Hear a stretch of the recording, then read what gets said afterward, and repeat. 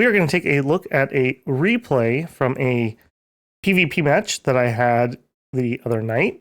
And I just want to take this as an example of why you should always fight until the bitter end and not give up. The game here, I'm going to come very close to an early defeat here. It was frankly embarrassing. So in this one, my opponent has gone with Cost Control Specialist, and this is a specialist I don't really understand how to play. I have had zero luck with him so far.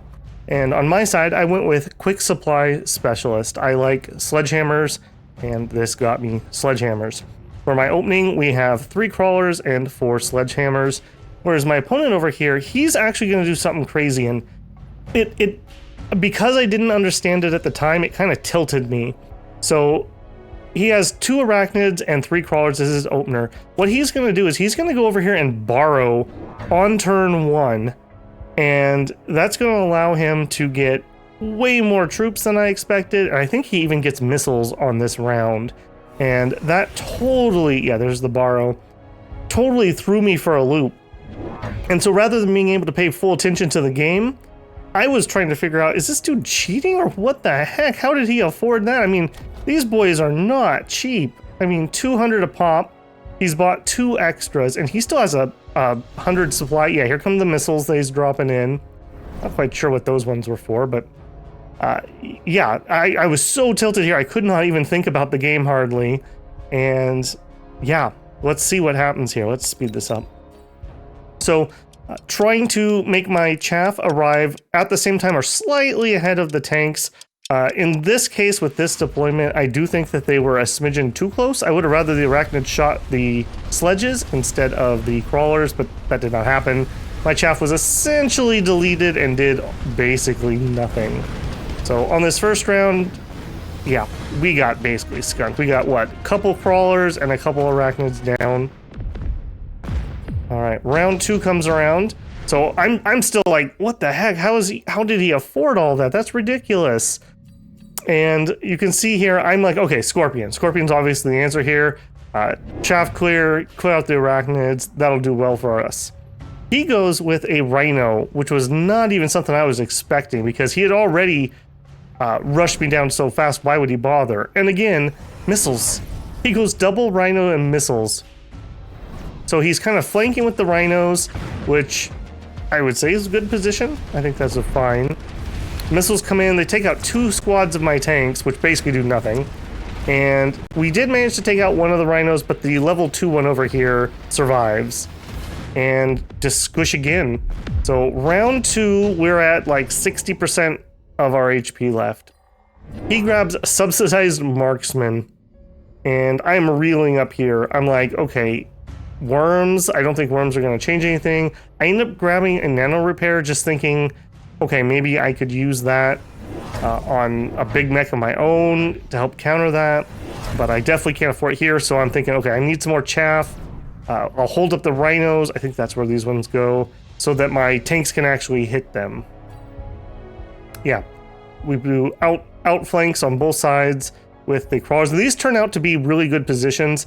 He's going to continue to missile like all game long, and those poor crawlers eat so many missiles. So we've already wasted 100 supply worth of missiles from my opponent here. But again, this didn't change our fate. He went with the marksman, and remember, he got the cost reduction here, and he's cost control expert. So he is getting these marksmen ridiculously cheap for 50 each, and he's doing really good on supply.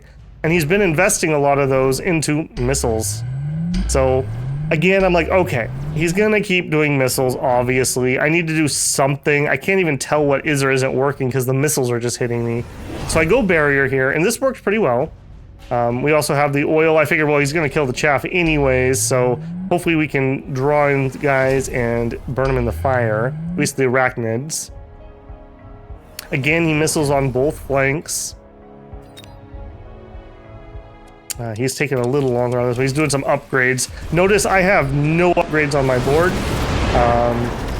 Yeah, we have nothing. Nobody's even leveled up yet because we haven't barely killed anything. So I think we get the rhino again on this side.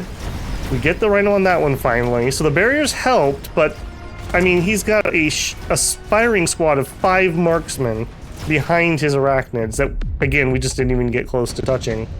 So round 5, I'm down to 220 HP. We have not touched our opponent yet. He immediately grabs Phoenix. I don't know why he needed Phoenix. Maybe he was just doing it for fun. Yeah, because he's pretty consistently killing everything I've got. I will say I don't have any anti-air, so maybe that he was just thinking, okay, he doesn't have any air. And we can see over here, he's mass recruiting, and he did a rapid resupply. I went over here, and I got a borrow, because I figure I'm dead if I don't. Let's slow it back down. Okay, so we've got a Phoenix on the right flank, a Phoenix in the middle, and a Phoenix on the left flank. This thinking, okay, these will at least kill the 2 rhinos, and this one in the middle, maybe I can take out the arachnids, and then the sledgies can hit the marksman, was at least my thought pattern here. And it goes okay, and we get the rhino, the higher level one's taking a bit, but hey, at least my tanks are getting to shoot him. We've got a Phoenix on him at least. We've dragged things into the middle, and if you look, he's only got the Phoenixes left. Only the Phoenix left. Now, we don't have any ground forces that can hit him, but they're on various ground things and not my Phoenix. So we finally get a win here. That would have definitely been my loss. So we take him down to maybe 80%. Round 6. Okay, now remember I borrowed last turn, so I'm down points, but so is he. He's still way ahead of us on points, though, because he has that cost control. So I go with Efficient Giant. He goes... I missed what that was. Speed that up there. And we can see here... Pause this. Now he's getting upgrades. So he's grabbed Spider Mines. I don't know. I'm not too sure on that. He was already killing all my chaff ridiculously fast, but maybe he's just figuring clear him out even quicker. He's gone with multiple Phoenixes. 1, 2, 3, 4 Phoenixes now. He's got a nice backline, so he has a second wave of chaff that I do not have. I haven't used my nano repair kit. I do have the sticky oil here. We do finally have some sledges that are level 2, and we have some that have some XP, but I can't afford anything. I'm just completely broke. We have... what do we do? We have 1 click of attack and defense at this point. And I throw up the shields to try to counter the missiles. I just can't afford much, so I put on the 2 biggest blobs. He doesn't do all in on missiles. He only could afford 1 that turn. But we actually make it in here, which we buy some more time. That holds him in a pretty good spot. Draws some of the chaff over here. His Phoenixes are doing a pretty good job, but they're hitting mostly my shields at this point. And marksmen have been cleared out by the sledgies. The sledgies do have a ranged enhancement. I think that was key to this. Also, he doesn't have anti-air upgrade for his marksman. I think he would have just decimated me if he had. So again, my Phoenixes survive. We take him out again.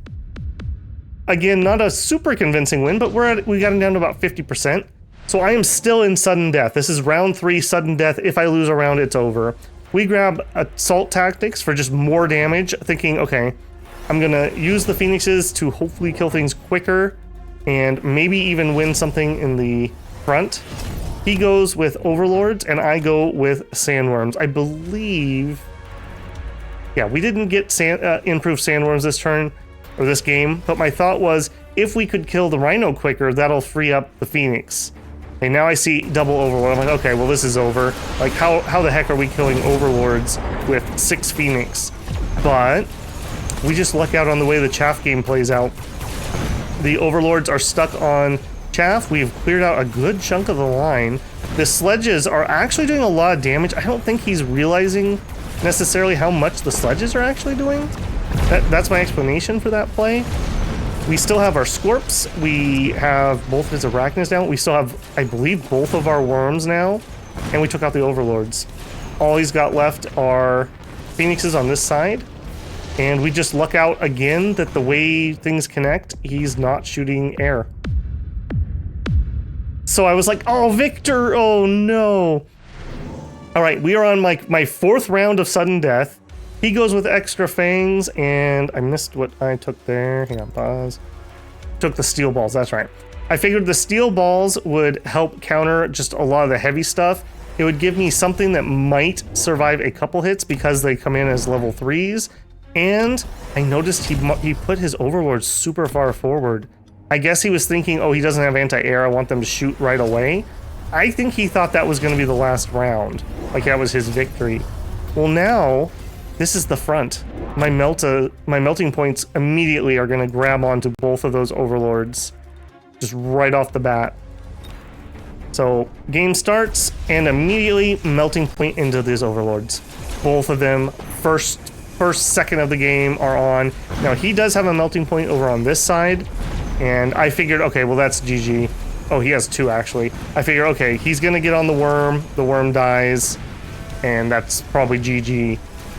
He didn't get enough anti-air, I guess. My worms survive. They're on some other chaff at the moment. He is on crawlers here. On this side, he's on the Melta. Now, the Melta connects, but not soon enough. And we get in and take him down. I don't have the anti-air option for the worm. I don't believe so, at least in this game. Yeah.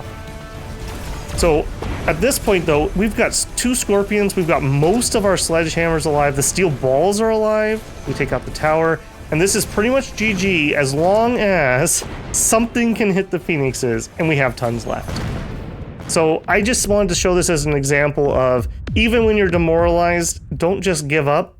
As long as you are building up counters on your board and not just letting it get lopsided on the counter game, there's a chance to come back in this game with really good picks, really good positioning.